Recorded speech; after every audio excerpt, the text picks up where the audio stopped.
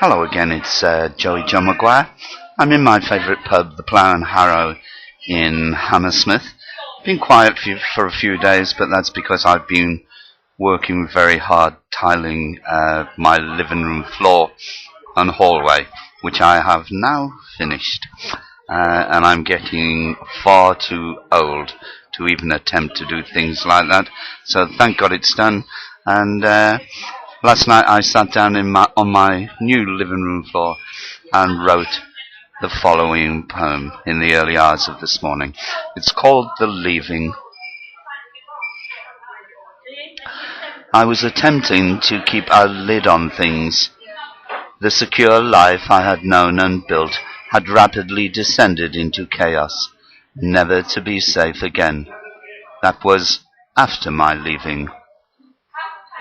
I had no soft pillow for my weary head, nor was there a roof under which I could shelter.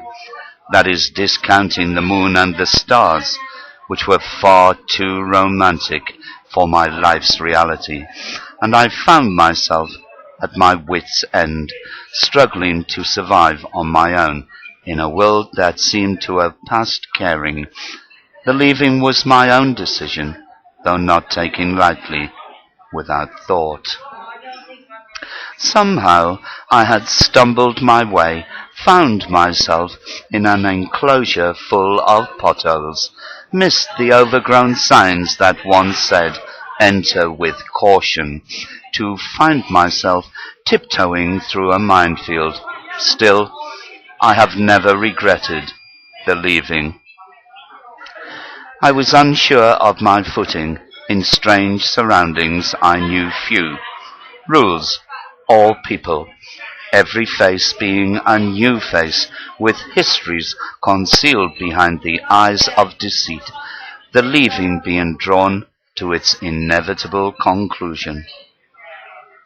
I had been distracted by multiple circumstances, my usual impeccable vigilance briefly deserting me, as I endeavoured to deal with issues of importance, leaving my guard down and underbelly exposed, but still not regretting the leaving. It is difficult not to slide on a slippery slope. In that I was no different to others, meaning my wits could not defy gravity, as unwittingly I descended into a cesspit, overflowing with the bitterness of bile, choking on the repugnant smell of envy and hatred. The price I was to pay for leaving? I had been naive in thinking that everyone could be a friend. My low profile flashing like a beacon in a dark cave. Didn't realize I had been picked up on the radar, unaware that I had already been singled out, for people fear the unknown, and more so what they do not understand. I was a stranger and did not count. A threat, though, just passing through. A few would mourn my intention, though never miss me. Nothing to do with my leaving. Like a fool, I had taken my eye off the ball, too busy being distracted by the sidelines, missed the focus of the game, never falling into its rhythm. And that's when I was penalized, as the axe cracked my skull, which popped like a peanut over in the time it takes a balloon to burst, changed my course forever.